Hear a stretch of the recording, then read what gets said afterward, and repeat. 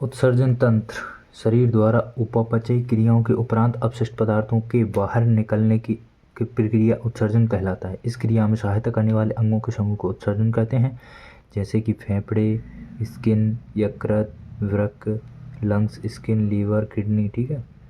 फेफड़े CO2 बाहर निकालते हैं, त्वचा पसीना बाहर निकालती है, यकृत यूरिया और किडनी मूत्र। चयापचय मेटाबॉलिज्म, खाने के बाद पाचन के बाद जो वेस्ट बचता है उसको निकालना कार्बोहाइड्रेट कहलाता है। ठीक है।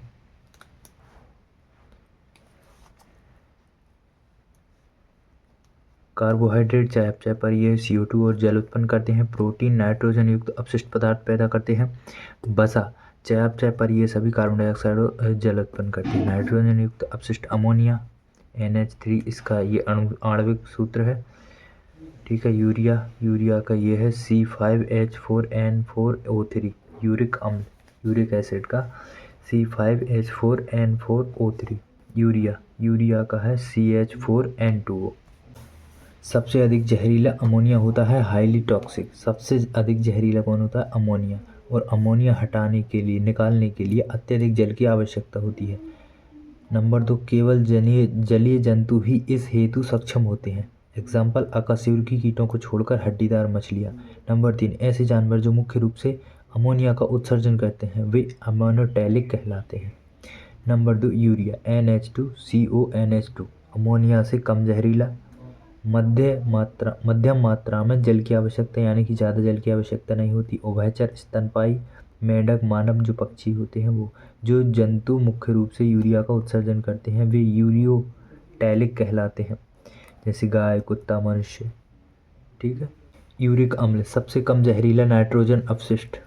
इसे हटाने के लिए बहुत कम मात्रा में पानी की आवश्यकता होती है। इसे अर्ध ठोस या पेस्ट के रूप में उत्सर्जित किया जाता है। उदाहरण कीट, पक्षी, सरीसृप, तितली, चींटी, कॉकरोच ये कीट होते हैं। वे जानवर जो मुख्य रूप से यूरिक एसिड का उत्सर्जन करते हैं यूरिकोटैलिक कहलाते हैं। Uric acid. मानव उत्सर्जन तंत्र नाइट्रोजन वाले वेस्ट को शरीर से बाहर निकालने के उत्सर्जन मनुष्य में उत्सर्जन तंत्र में होते हैं। नाइट्रोजन वाले वेस्ट को शरीर से बाहर निकालने को मानव उत्सर्जन तंत्र कहते हैं। राइट वाली किडनी लेफ्ट वाली से नीचे होती है। राइट वाली किडनी यानी कि ये राइट वाली किडनी लेफ्ट वाली से नीचे होती है।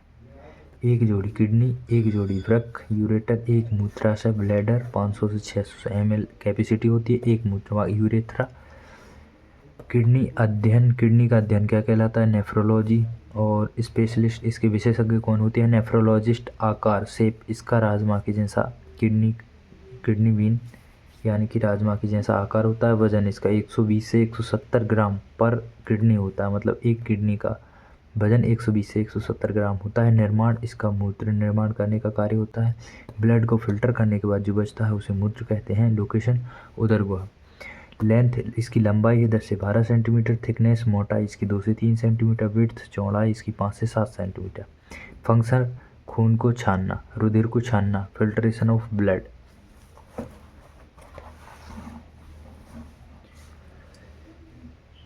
इसका है नीले रक्त को लंग्स यानी कि फेफड़ों के पास ले जाना, तो उसमें ऑक्सीजन कम होती है और कार्बन डाइऑक्साइड अधिक होती है। और जब फेफड़ों से निकलती है तो कार्बन डाइऑक्साइड कम हो जाती है और ऑक्सीजन बढ़ जाती है जो हार्ट के पास जाती है। तो फिर हार्ट भेजता है कि हार्ट बहुत प्रेशर से भेजता है, तो ऑक्सीजन और कार्बन डाइऑक्साइड जिस नलिका के द्वारा किडनी में रक्त जाता है उसे रेनल धमनी कहते हैं, renal artery.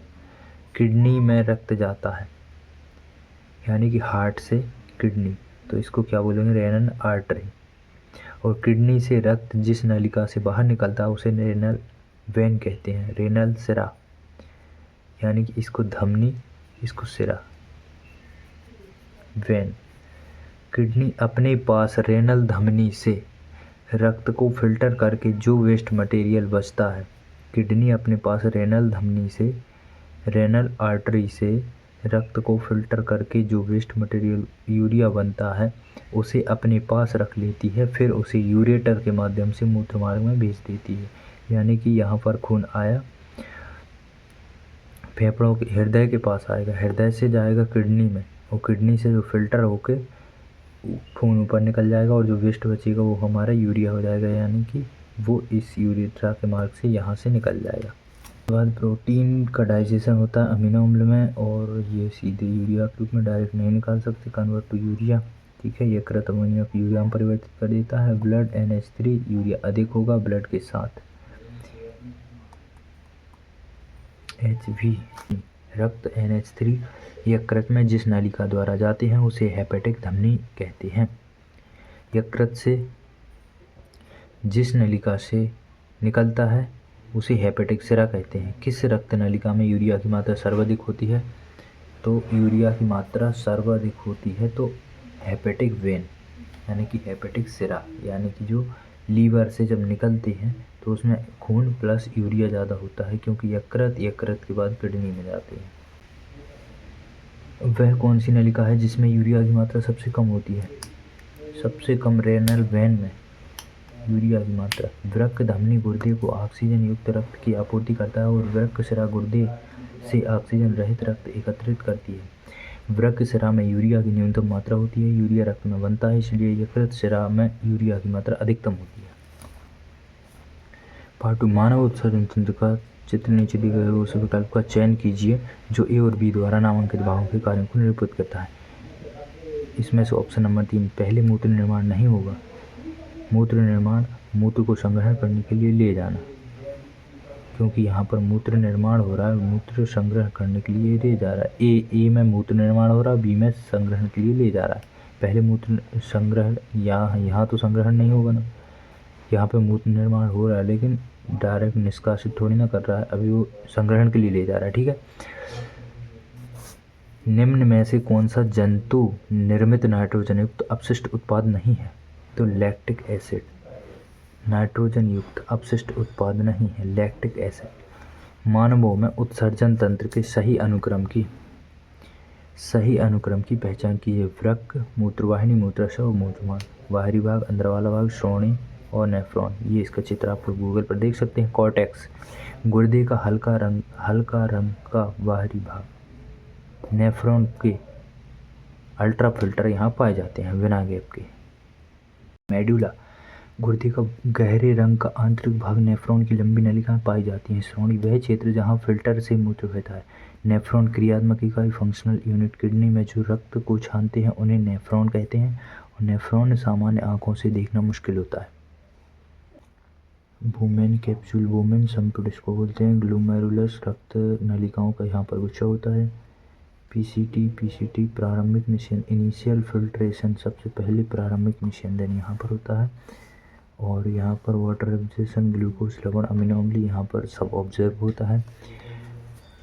PCT proximal convoluted, distal convoluted to DCT, PCT ये होते हैं, डीसीटी ये होते हैं पीसीटी। प्रारंभिक निषेधन में नेफ्रॉन हमारे शरीर के लिए आवश्यक चीज़ों को अपने पास रख लेता है। मानव वृक्क में वृक्काणु नेफ्रॉन की नलिकानुमा भाग द्वारा आरंभिक निषेधन से इनमें से किन पदार्थों का चयनात्मक पुनः अवशोषण कर लिया जाता है?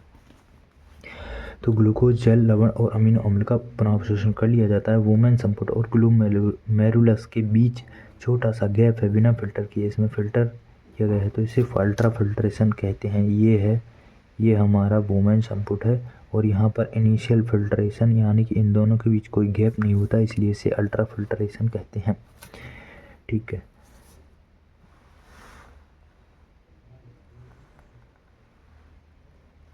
प्रारंभिक निषेधन, इनिशियल फिल्ट्रेशन, दोनों किडनी के मिलाकर एक दिन में 180 लीटर यूरिन मैक्सिमम पार्ट पुनः अवशोषण हो जाता है, इसलिए 180 लीटर एक दिन में बनता है, और एक दिन में 1.5 लीटर इसकी रेंज होती है बाहर निकालने की। ठीक है,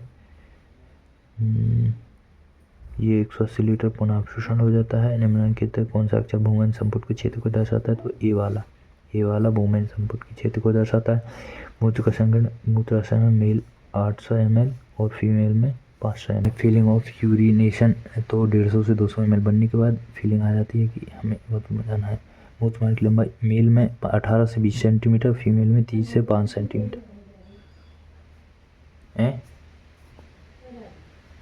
गुर्दे में मूत्र के निर्माण में निम्नलिखित में से किस क्रम में दी गई 3 प्रक्रियाएं शामिल हैं? निस्पंदन, चयनात्मक, पुनःअवशोषण, उन्मूलन, निष्कासन। गुर्दे की मूत्र के निर्माण में निम्नलिखित निस्पंदन, चयनात्मक, पुनःअवशोषण, उन्मूलन और निष्कासन। एक सामान्य वयस्क मनुष्य प्रतिदिन कितने ml मूत्र का निर्माण करता है? 1000 से 2000 ml। ये 1.5 ml है, लेकिन इसकी रेंज 1000 से 2000 है। अगर किडनी काम नहीं करे तो इसको हेमोडायलिसिस के माध्यम से रक्त को साफ करने और उसको निरंतर बनाए रखने के लिए करते हैं। हेमोडायलिसिस कहते हैं जिसे। और यूरिन मूत्र में क्या क्या होता है? Water 95%, urea 2%, क्रीसन 0.1%, uric acid, chloride, sodium, potassium, phosphorus, sulphate, ammonia और अदर जाते हैं। टॉयलेट में NH3 अमोनिया के कारण गंध आती है, को पता होना चाहिए। किडनी स्टोन, गुर्दे या मूत्र पथ में कैल्शियम लवण की क्रिस्टल का जमाव कैल्शियम ऑक्सैलेट कहलाता है, उसी के कारण ये किडनी स्टोन होता है। पेट के निचले हिस्से में दर्द, पेशाब रुकावट, चक्कर आना, उल्टी, ये होता है। मूत्र में पानी की मात्रा कितनी होती है? ये ग्रुप बी 2018 में पूछा गया है। कितनी होती है? तो 95%। ये चैप्टर हमारे यहाँ पर समाप्त होता है। अगला चैप्टर देखते हैं, नर्वस सिस्टम।